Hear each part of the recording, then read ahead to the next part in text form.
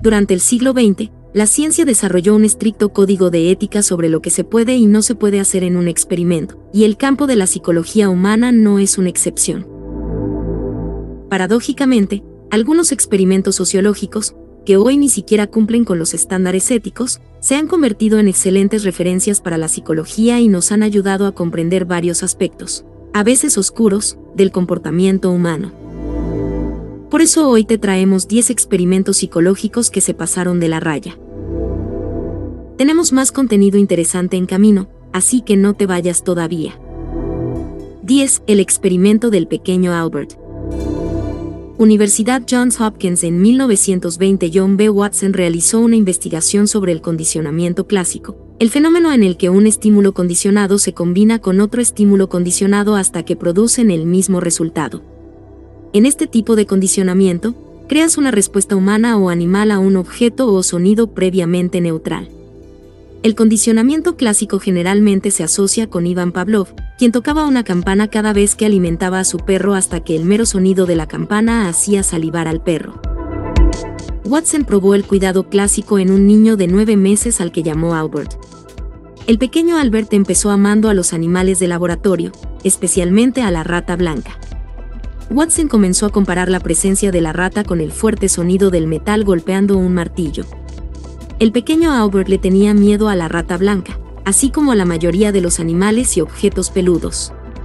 El experimento se considera particularmente inmoral hoy porque Albert nunca fue sensible a las fobias que Watson le indujo. El niño murió a los 6 años de una enfermedad no relacionada, por lo que los médicos no pudieron determinar si sus fobias continuaron hasta la edad adulta. 9. Experimentos de emparejamiento de Asch. Solomon Asch experimentó con el emparejamiento en la Universidad de Swarthmore en 1951 colocando a un participante en un grupo de personas cuya tarea era emparejar las longitudes de las líneas. Cada persona tenía que indicar cuál de las 3 líneas tenía la longitud más cercana a la línea de referencia. El participante se colocó en un grupo de actores a quienes se les dijo que dieran la respuesta correcta 2 veces y luego cambiaran diciendo las respuestas incorrectas. Asch quería ver si el participante se adaptaría y daría respuestas incorrectas, sabiendo que de lo contrario serían los únicos en el grupo dando respuestas diferentes. 37 de los 50 participantes estuvieron de acuerdo con las respuestas incorrectas, a pesar de la evidencia física de lo contrario. Asch no pidió a los participantes un consentimiento informado, por lo que este experimento no se pudo realizar hoy. 8. El efecto espectador. Algunos experimentos psicológicos diseñados para probar el efecto espectador se consideran poco éticos según los estándares actuales. En 1968, John Darley y Bev Lawton se interesaron por los testigos que no reaccionaban ante los delitos. Estaban particularmente interesados en el asesinato de Kitty Genovese, una joven cuyo asesinato fue presenciado por muchos pero nadie lo impidió. Una pareja hizo un estudio en la Universidad de Columbia donde les dieron a los participantes un cuestionario y los dejaron solos en una habitación para completarlo. Un humo inofensivo comenzó a filtrarse en la habitación después de un rato. El estudio encontró que el participante que estaba solo reportó el humo mucho más rápido que los participantes que tuvieron la misma experiencia pero estaban en un grupo. En otro estudio de Darley y Latané, los sujetos se quedaron solos en una habitación y se les dijo que podían comunicarse con otros sujetos por intercomunicador. En realidad, solo estaban escuchando una grabación de radio y le dijeron que su micrófono estaba apagado hasta que fuera su turno de hablar. Durante la grabación, uno de los sujetos de repente finge tener un ataque. El estudio mostró que el tiempo requerido para notificar al investigador variaba inversamente con el número de sujetos. En algunos casos, el investigador nunca fue notificado. 7. Experimento de obediencia de Milgram. El psicólogo de la Universidad de Yale, Stanley Milgram, quería comprender mejor por qué tantas personas participaron en actos tan brutales durante el Holocausto nazi. Él teorizó que las personas tienden a obedecer a las figuras de autoridad, lo que generó preguntas. ¿Podría ser que Eichmann y sus millones de cómplices en el Holocausto simplemente estuvieran siguiendo órdenes? ¿O podríamos considerarlos a todos cómplices? En 1961, se iniciaron las pruebas de obediencia. Participantes pensaron que eran parte de un estudio de memoria. En cada experimento, un par de personas se dividieron en maestros y estudiantes. Uno de ellos era actor, por lo que solo había un competidor real. La encuesta fue manipulada para que el sujeto siempre fuera el maestro. Los dos fueron colocados en habitaciones separadas y el maestro recibió instrucciones, órdenes. Presionó un botón para castigar al estudiante con una descarga eléctrica si daba una respuesta incorrecta. El poder de estas explosiones aumentaba cada vez que el objetivo cometía un error. La actriz comenzó a quejarse cada vez más a medida que avanzaba el examen hasta el punto en que gritaba de un supuesto dolor. Milgram descubrió que la mayoría de los participantes seguían las órdenes y seguían aplicando descargas a pesar de la evidente angustia del alumno. Si hubieran existido los supuestos choques, la mayoría de los sujetos habrían matado al estudiante. Si este hecho fue revelado a los participantes después de la finalización del estudio, este es un claro ejemplo de daño psicológico. Actualmente, esto no se puede implementar por razones éticas. ¿Sigues ahí? Si te gusta nuestro contenido, regálanos un me gusta y suscríbete al canal para recibir más contenido, y por cierto, tenemos más contenido interesante en el camino, así que no te vayas todavía. 6 experimentos con primates de Harlow. En la década de 1950, Harry Harlow de la Universidad de Wisconsin estudió la adicción infantil con monos rezos, no con niños humanos. El mono fue arrebatado a su verdadera madre, que fue sustituida por 2 madres, una de tela y otra de hilo. La tela de Imami no tenía otro propósito que su sensación acogedora, mientras que el hilo de Imami alimentaba al mono a través de la botella. El mono pasaba la mayor parte del tiempo con la madre de tela y solo 1 hora al día con la madre de alambre, a pesar de la conexión entre el modelo de alambre y la comida. Harlow también usó la intimidación para demostrar que el mono encontró en madre y en la tela como una referencia más amplia. Asustó a los monos bebés y observó cómo el mono corría hacia el modelo de lienzo. Harlow también realizó experimentos aislando monos de otros monos para demostrar que los monos que no aprendieron a pertenecer a un grupo cuando eran jóvenes no pudieron asimilarse y aparearse cuando eran adultos. Los experimentos de Harlow terminaron en 1985 debido a las reglas de la APA contra el maltrato animal y humano. Sin embargo, el Departamento de Psiquiatría de la Facultad de Medicina y Salud Pública de la Universidad de Wisconsin ha comenzado recientemente experimentos similares, en los que se aísla a pequeños monos bajo la influencia de estímulos aterradores.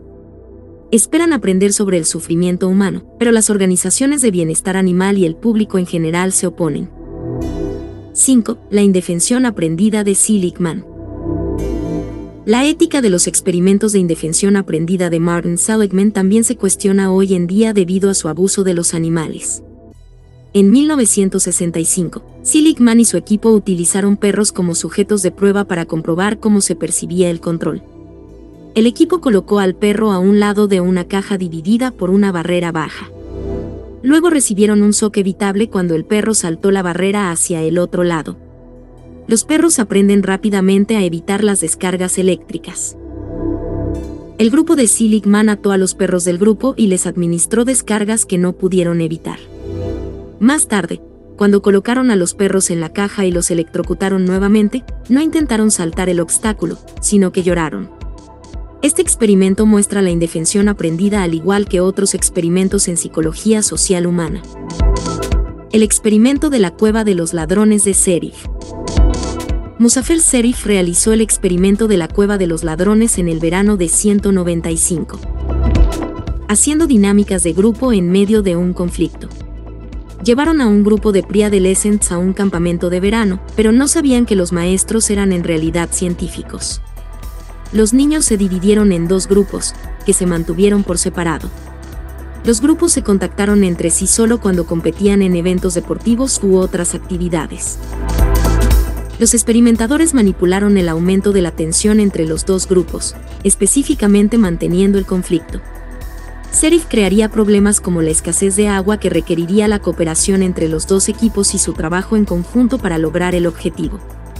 Al final los grupos ya no estaban separados y la actitud entre ellos era amistosa. Aunque el experimento psicológico parece simple y posiblemente inofensivo, hoy en día se consideraría poco ético porque el sheriff usó el engaño porque los niños no sabían que estaban participando en un experimento psicológico. Sheriff tampoco consideró el consentimiento informado de los participantes. 3. Estudio de monstruos en la Universidad de Iowa en 1939. Wendell Johnson y su equipo esperaban encontrar la causa de la tartamudez tratando de hacer tartamudear a los huérfanos. Hubo 22 jóvenes examinados, 12 de los cuales no tartamudearon. La mitad del grupo experimentó una enseñanza positiva mientras que el otro grupo recibió un trato negativo. Los maestros le dijeron al último grupo que tartamudean. Nadie en ninguno de los grupos se volvió tartamudo al final del experimento, pero aquellos que recibieron el tratamiento negativo desarrollaron muchos de los problemas de autoestima que a menudo tienen los tartamudos. Quizás el interés de Johnson en este fenómeno esté relacionado con su propia tartamudez infantil, pero esta investigación nunca ha pasado de ser revisada. 2. Estudiantes de ojos azules versus estudiantes de ojos marrones.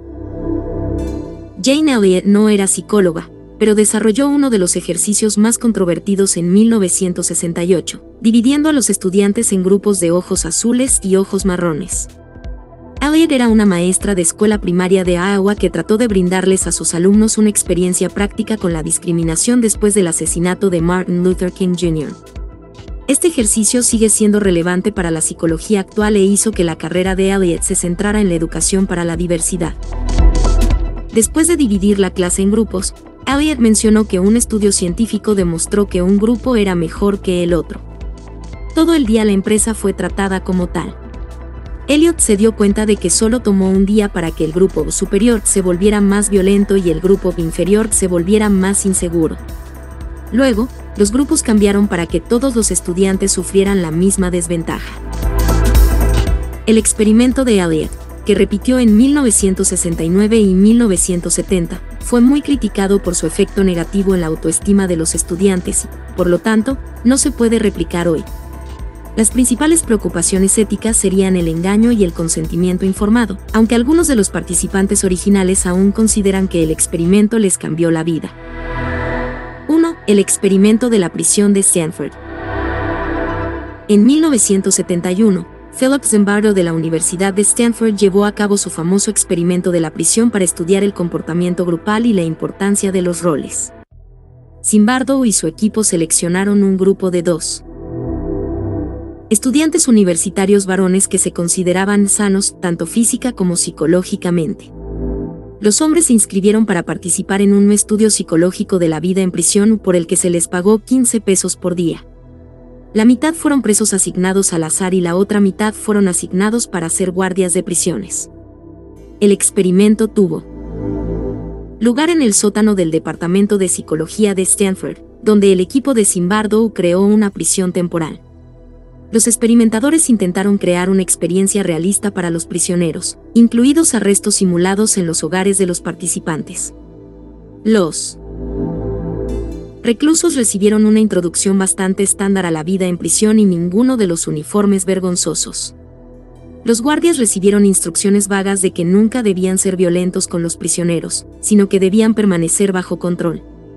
El primer día transcurrió sin incidentes, pero el segundo día los presos se amotinaron, bloquearon sus celdas e ignoraron a los guardias. Este comportamiento conmocionó a los guardias y supuestamente condujo a la violencia psicológica que estalló en los días siguientes. Los guardias comenzaron a separar a los reclusos buenos y malos y a imponer castigos que incluían esposas, confinamiento solitario y vergüenza pública de los reclusos rebeldes. Zimbardo explicó: después de días, los guardias se volvieron sádicos y los prisioneros se deprimieron y mostraron signos de estrés agudo.